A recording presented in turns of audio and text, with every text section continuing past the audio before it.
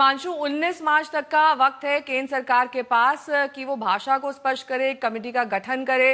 इस पूरे यूजीसी की जो नए नियमावली है उसमें जिस तरीके से सुप्रीम कोर्ट के निर्देश आए हैं उसको तत्काल प्रभाव से केंद्र सरकार को मानना है और सुनिश्चित करना है। किसी तरीके से ये भेदभाव जो देखा सुप्रीम कोर्ट ने ऑब्जर्व भी किया और कहा कि 2012 वाले हम यूजीसी कानून पे जाएंगे, तो ऐसे में केंद्र सरकार के लिए अब ज्यादा वक्त नहीं बचा है।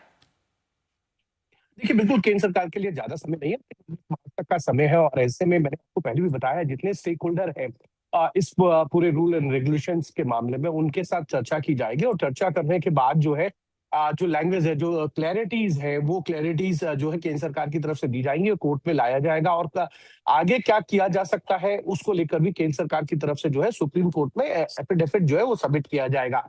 जैसा संजय भी बता रहे थे कि कमेटी का गठन किया जा सकता है। तमाम इस तरीके के जो प्रोविजन है, इस पे सरकार जो है वो चर्चा करने के बाद जो है वो तय करेगी कि सरकार को आगे किस तरीके से बढ़ना है। लेकिन इतना जरूर है कि केंद्र सरकार ने जो रूल्स का नोटिफाई किए थे वो सुप्रीम कोर्ट के कहने पे हुए थे। अगर सुप्रीम कोर्ट ने स्टे दे दिया और ये कहा है कि 19 मार्च तक केंद्र सरकार को जो है वो फिर से जो है रूल्स को लेकर क्लैरिटीज के साथ आना है, और जो भी चीजें इसमें ठीक नहीं लग रही हैं उनको ठीक ठाक करके लाना है, तो केंद्र सरकार समय सीमा पर इसको लेकर आएगी। और देखा ये जाना चाहिए कि इसमें किस तरीके से आगे सारे स्टेक होल्डर, चाहे वो अपर कास्ट के हों या दलित समाज से हो, उन सबसे बातचीत करने के बाद जो है नए तरीके के रूल्स एंड रेगुलेशन और उसके उन रूल और रेगुलेशन के आधार पर सभी इंस्टीट्यूट्स को जो है अपनी अपनी एसओपी जारी करनी होंगी। और उसी जो रूल्स एंड रेगुलेशन है, नोटिफिकेशन है, उनको लेकर पहले केंद्र सरकार जो है वो सुप्रीम कोर्ट पे एफिडेविट देगी। और एफिडेविट के बाद कोर्ट ये तय करेगा कि ये जो एफिडेविट है इस पे कुछ और अमेंडमेंट करने की जरूरत है या नहीं करने की जरूरत है। ठीक है, कुमार अभिषेक मेरे सहयोगी सीधे लखनऊ से जुड़ गए हैं तमाम जानकारी के साथ। कुमार अभिषेक, जिस तरीके से लखनऊ यूनिवर्सिटी के छात्रों का प्रदर्शन हमने देखा था सुप्रीम कोर्ट के स्टे के बाद, क्या वो सभी संतुष्ट नजर आ रहे हैं? देखिए, निश्चित तौर पर राहत भरी खबर उन लोगों के लिए है जो लगातार इस पर प्रोटेस्ट कर रहे थे। और अगर देखा जाए तो उत्तर प्रदेश में सबसे ज्यादा इसका तीव्र विरोध था। सिर्फ यूनिवर्सिटी स्टूडेंट्स ही नहीं, अगर आप देखें तो अलग अलग सेनाएं थी, सवर्ण सेना, करणी सेना, ब्राह्मण सेना, इन तमाम लोगों ने एक तरीके से इस पूरे मुद्दे को बहुत बड़ा बना भी दिया था।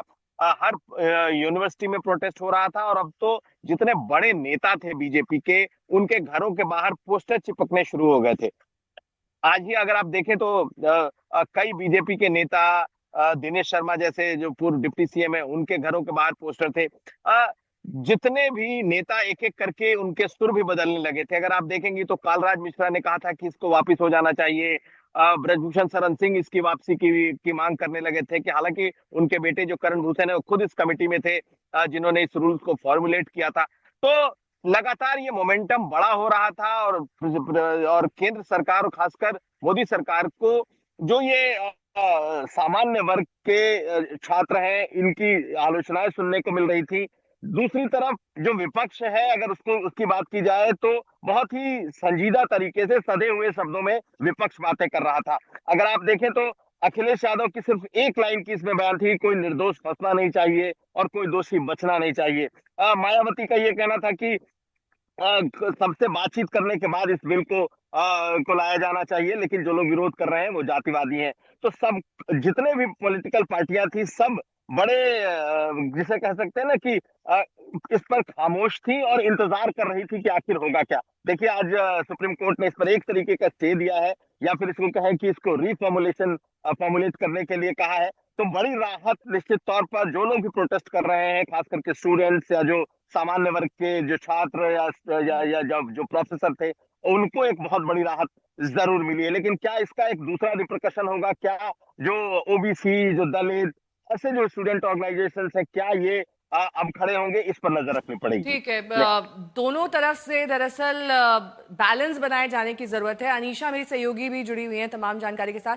अनीशा, इस बात की कितनी संभावना है कि इस पूरे जो नई नियमावली आई है यूजीसी की, जो नए तरीके से इसे फॉर्मुलेट करे जाने की बात है, हम पुराने 2012 वाले ही फॉर्मेट पर बने रहे, क्योंकि उसमें कोई ज्यादा इस तरह का अग्रेशन या फिर देश भर में प्रोटेस्ट ये सब नहीं देखे गए थे। अब जब नई चीजें आई हैं सामने, तब हमने देखा है कि सवर्ण जाति को इससे दिक्कत आ रही है। तब ओबीसी को इंक्लूड नहीं किया गया था, अब ओबीसी को इंक्लूड कर लिया गया है।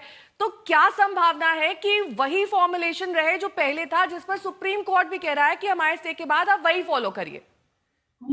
देखिए, ये दो अलग अलग चीजें हैं जो आपने मुद्दा उठाया है। 2012 के जो नियमावली थी उसको चैलेंज सुप्रीम कोर्ट में किया गया था। अगर आपको याद हो, रोहित वेमुला और पायल ताड़वी की मृत्यु के बाद उन दोनों की माताओं ने सुप्रीम कोर्ट में 2019 में याचिका लगाई थी। उस याचिका के चलते ये नई रेगुलेशन बनाने का ऑर्डर सुप्रीम कोर्ट ने ही दिया था। दूसरी बात, ये आईआईटी दिल्ली आईआईटी में 2 छात्रों की मृत्यु हुई थी 2020 में। उसके बाद दोबारा से 2024 में सुप्रीम कोर्ट ने ये कहा था कि अभी जो रेगुलेशंस हैं, यानी कि जो 2012 के रेगुलेशंस हैं, वो काफी नहीं है, हमें स्ट्रिक्टर रेगुलेशंस की जरूरत है। लेकिन अभी अगर आप देखें, 15 जनवरी को रोहित वेमुला के माता के वाले केस में सुप्रीम कोर्ट के सामने ये ही जो रेगुलेशन, जिन पर इतना हंगामा सड़क पर हो रहा है, उनको लेकर उस पर सुनवाई हुई थी कि ये रेगुलेशन यूजीसी ने बना दी हैं। तब भी सीनियर एडवोकेट इंदिरा जयसिंह, जो कि रोहित और पायल की माताओं के वकील हैं, उन्होंने कहा था कि इसमें कुछ बातें हैं जिनमें प्रॉब्लम हो सकती है, इसको देखना होगा। इसलिए 19 मार्च की तारीख सियासी प्रतिक्रियाएं भी आना शुरू हो गई हैं। क्या कुछ कह रहे हैं राजनेता, सुनिए। वक्फ बिल में बहुत सा प्रोविजन को स्टे कर दिया। अभी एसआईआर में देख रहा है जे बंगाल में बहुत सा चेंज कर दिया है, और फिर चेंज करेगा। ये कोई तुगलकी राजत्व नहीं चलेगा। देश का सबको मानना पड़ेगा कॉन्स्टिट्यूशन का। कॉन्स्टिट्यूशन मान के ये नहीं चलेगा, उसका बात खारिज करना ही सुप्रीम कोर्ट का रिस्पॉन्सिबिलिटी है। तो उन्होंने निभाया वो रिस्पॉन्सिबिलिटी, वो बहुत अच्छा काम हुआ। सर, इलेक्शन कमिश्नर ने ममता जी को टाइम दिया है मिलने के लिए, इसको लेकर क्या कहते हैं? आई डोंट नो, आपको पास सुन रहा है। दूसरी तरफ इकोनॉमिक सर्वे जो टेबल किया गया है, उसमें ग्रोथ रेट 6.8% से 7.2% के बीच बताया गया है। हम देखना होगा, देख के बोलेंगे।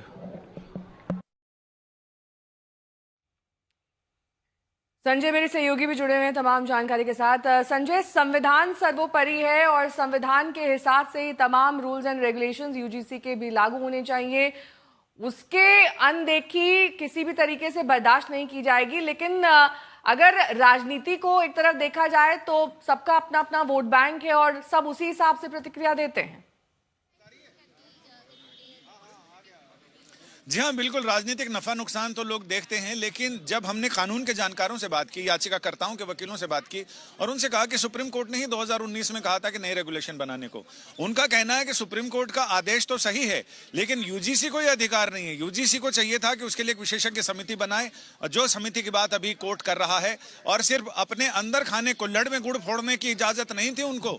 यूजीसी को सिर्फ कोर्स क्या होना चाहिए, कैसे यूनिवर्सिटी चलनी चाहिए, वो सारी चीजें करने का अधिकार है, ना कि रेगुलेशन बनाने का। उसके लिए इनको एक प्रॉपर प्रोसेस फॉलो करना चाहिए था, जो प्रोसेस फॉलो नहीं किया गया, लिहाजा उसको यहाँ चैलेंज किया गया है।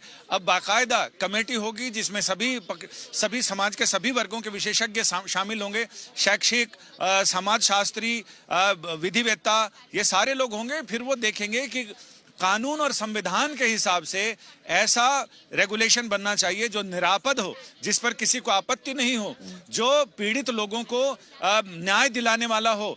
कोर्ट ने यह भी कहा, जब बहस हुई उस समय यह भी कहा कि ऐसा नहीं हो कि कोई पीड़ित व्यक्ति जो रैगिंग का पीड़ित हो या किसी भी भेदभाव का पीड़ित हो, वो लाचार हो जाए, उसके पास कोई रेमेडी ना रहे।